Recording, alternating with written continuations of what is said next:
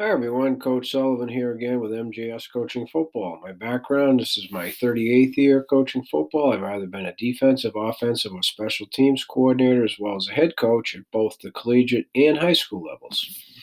In this presentation, I'm going to talk about one of our dog family blitzes known as Cowboy Dog. Okay, and it utilizes trio coverage. So if you go to my Zone Blitz playlist, Zone Blitz coverage playlist, there's very detailed presentation on trio. So I'm not going to cover all that except for the safety who has to cover number one to replace the blitzing corner. That's the only one I'm going to refer to. Okay, as well as the linebacker and how it's affected by if the running back goes away. Okay. So first of all, this is a dog blitz, which means the blitzer. So the red is the primary blitzer, blue secondary, and the two in green with arrows are involved in the blitz itself.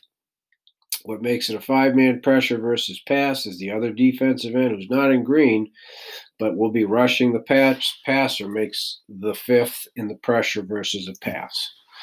Okay? So because it's a dog, this means there's four off a side. 1, 2, 3, 4. So the two green, the blue, and the red, they're the four off the side. Okay. The dog rules are very, very simple. On the side of the call, DN pinches B, slant technique, nose pinches A, slant technique, boom, done. We call it reduce. Okay. End of the call, nose to the call, reduce, take care of A and B. Right? Boom, done. The inside linebacker to the call, in this case, it's the Mike, is what we call C-scrape, and I'll get into that in a little bit more detail later. First, I want to talk about the Lucky Ringo. How is it we determine the Lucky Ringo? Cowboy is a name specific to corner. C, corner, we use Cowboy, okay? But it doesn't specify it's the boundary or it's the field. So therefore, Cowboy Dog is opposite the lizard rip. Okay, so that's why when we say cowboy and don't specifically designate which corner, this blitz is opposite the lizard rip. So in the diagram, it's a rip, right? As you see here, left, tight ends left, rip, two wide receivers. This is the run string. If, before I get into anything else, number two is an example. We're in a motion across. We'd make rabbit and all. We'd rope, but it would then check to a Liz. It would also check to a rip because now the field corner is away from the Liz or the pass string. So now the field corner would execute the blitz. Okay. Let's assume for a second that that doesn't happen. So it's a rip. So it's a Lucky because it's left, and it's a Louie because we're going to rotate the safeties left. Okay. It doesn't say Louis here, but it's been in plenty of presentations. We use words that begin with the same letter of the direction we want it to be in. So if it's left, it's going to begin with an L. Lucky, Louis. Okay. So for starters, we use a Colorado call just to confirm. The boundary should be screaming Colorado on a Lucky, just so everybody knows, the corner realizes that they're going. Okay, so Colorado is the term we use for corner. The screw down timing is huge, absolutely huge. So this is where your film study comes in. In the gun situation, does the quarterback do that? Does the quarterback point? Does the quarterback lift his foot? Is it when the quarterback raises up his hands? Is there a clap? Is there a fake clap? Is there an actual cadence? Okay, so that's on the coaches, and then you got to practice it and teach it and rep it, even in meetings with your players. So whatever that snap indicator is, so we'll just say it's this, and then the ball is snapped soon after. And I'll talk about a freeze count in a minute. When that happens, the cornerback starts to screw down in toward the football. Now, at that point, it depends on how much time is left in the play clock, which is another thing, which isn't always easy to see in a huddle film. Can you see the clock? And if you can, And so you can tell your kids when it gets down under 10, this is when they start the process, and then that they're stuck with it, right? If it's up tempo, not so much, and then they can make calls and checks and everything else. So I'll cover that. Let's just go with a perfect scenario here. The corner starts to screw down. We tell them your aiming point is the butt, in this case, of the rover, whoever the last man on our side of the ball is. So that way you're not offsides. Okay, and then you're seeing the football and you're seeing surface. Unless his butt's offside, you're not going to be offside. Okay, and then on the snap of the football, okay, it's huge. Now you're taking off on your blitz. And so a D crash, okay, as it says here, you have contain on pass, force on run, which means you got contain no matter what. Okay. The aiming point is the deepest hip in the backfield. So this is what we call pistol. So the hip of the running back is the aiming point. Okay.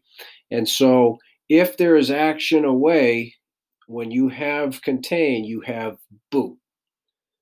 That's an automatic. When you have contain, you have boot. If you're in a chase, which is a C crash blitz, you do not. Okay, but this is a D crash, so that means he plays the boot. What is meant by the dash line on a pass, if the running back flares to him, it's got to be a flare, he peels off. Anything else by the running back, he continues to the queue. Okay, and I do mean anything.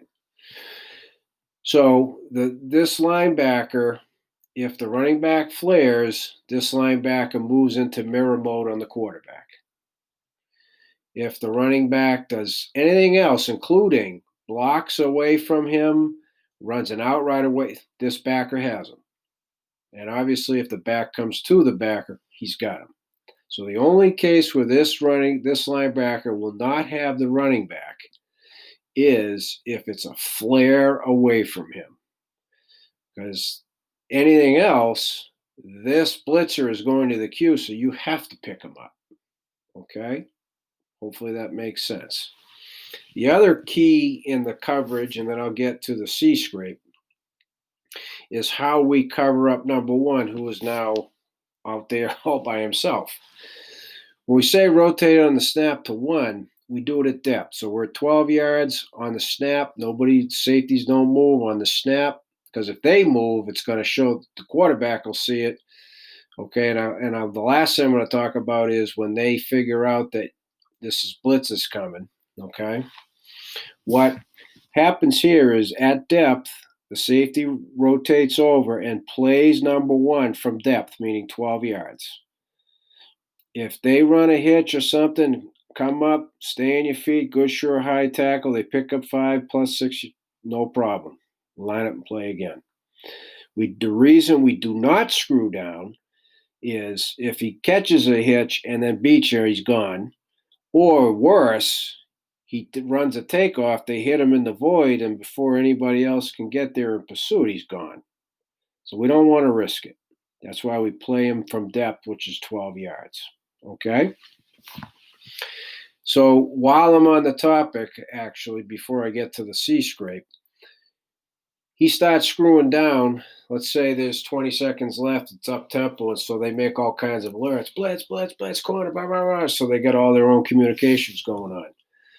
Have your corner walk back. So now the offense has to since these guys didn't move, the offense has to determine, was he faking the blitz the first time or is he actually blitzing? Okay, and so you just got to have your kid ready to continue to look for the indicator to start the screw down again. I mean, at a certain point, the play clock dictates the offense has to live with it. Okay, so that's what we tell our kids. The C scrape. The aiming point is the outside fin of the tackle's C gap. The reality is the C scrape goes butt side of the tackle, so that could be in the B gap. Right, depends on the protection. If it is big on big, okay, so he's fanning out, double reading here, so he'll be in coverage and he sees him disappear, puts the center on an island, the nose will come clean. If he doubles down here and he'll come clean. If they pick up These two, the likelihood is your C scrape comes clean. We got 3, they got 2, maybe 3, but the center is not as effective. So this blitz also makes it possible for your C scrape to get the pressure on the quarterback. Okay? So hopefully that was helpful to you. This is a really good one. Balls and hash coming off the boundary, no question. But it's just very effective in general coming from the run strength because it definitely negates the run. It's a great way to attack protection. And these guys are on the pass strength side because they're better pass defenders, and we prefer to keep them in coverage if at all possible. Okay? Hence why the lucky ring goes away from the lizard rip. So, as usual, if you have any questions, please reach out to me at Coach Coach MJ Sullivan, at gmail.com, and I'll get back to you as soon as I can.